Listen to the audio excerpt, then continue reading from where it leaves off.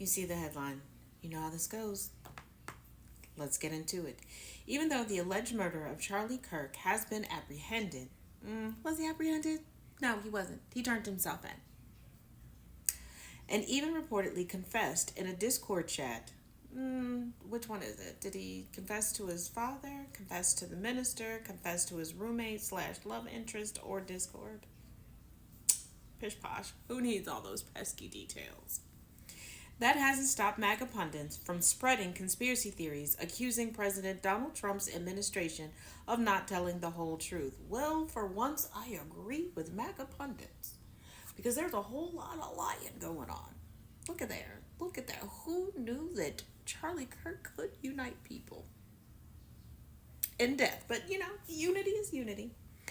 Bulwark reporter William Selmer wrote Monday that the MAGA media world was being pulled apart by conspiracies questioning the FBI's handling of Kirk's murder. What handling by the FBI?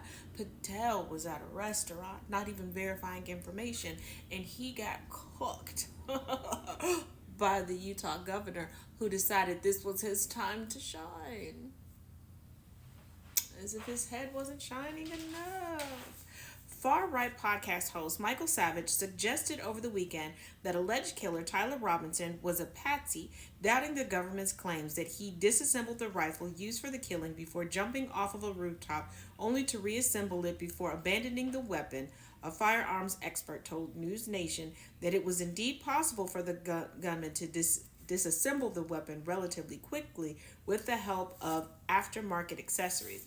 But let's remember today, they claimed that it wasn't disassembled, that it was clearly seen in his hand when he ran across and jumped off the roof and fell, because they said you could clearly see in the video that when he dropped it, he picked it back up.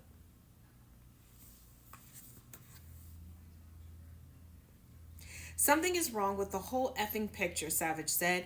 We are not hearing or seeing reality. That is the MAGA way. That is the MAGA way, showing you something to try to give yourself credibility, but then trying to gaslight everybody into that's not what we saw. Just believe what we told you that you saw. Kind of like how MAGA handled Jan 6th and said that it was peaceful. We're supposed to believe a guy is on the run after killing Charlie Kirk, and he pauses in the woods to reinstall a barrel, and he leaves it there for us to find, for the FBI to find. And yet the FBI couldn't find him.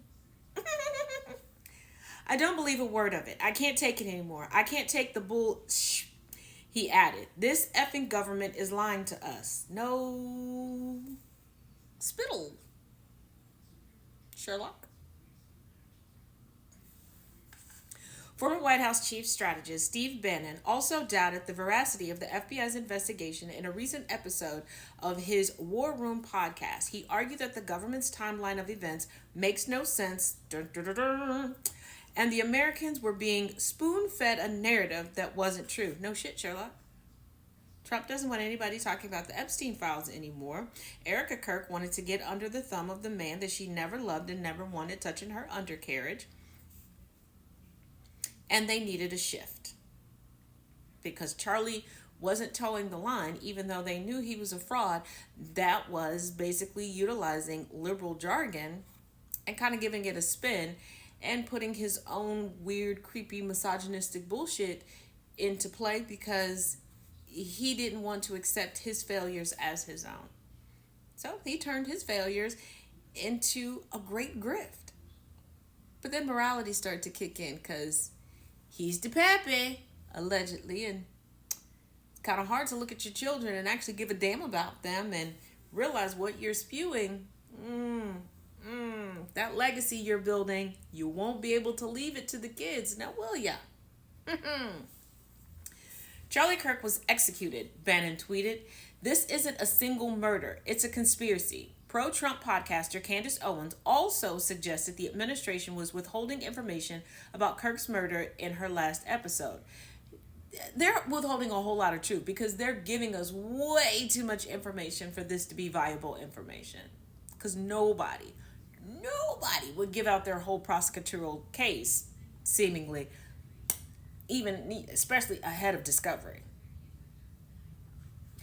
Owens pointed out that before Kirk was killed, he had taken a more critical stance against Israeli Prime Minister Benjamin Netanyahu's government, and that his comments led to a confrontation with billionaire Bill Ackman, who donates to pro-Israel causes. The Anti-Defamation League found that in the days following Kirk's murder, a number of right-wing anti-Semitic social media accounts were suggesting that Israel was somehow involved in the shooting. No evidence has emerged tying Israel to Kirk's murder.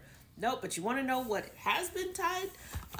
Ben Shapiro, who met Kirk when Kirk was 18, said, I'll keep things going because he already says the rhetoric, and MAGA was real anti-Semitic there. But white is as white does.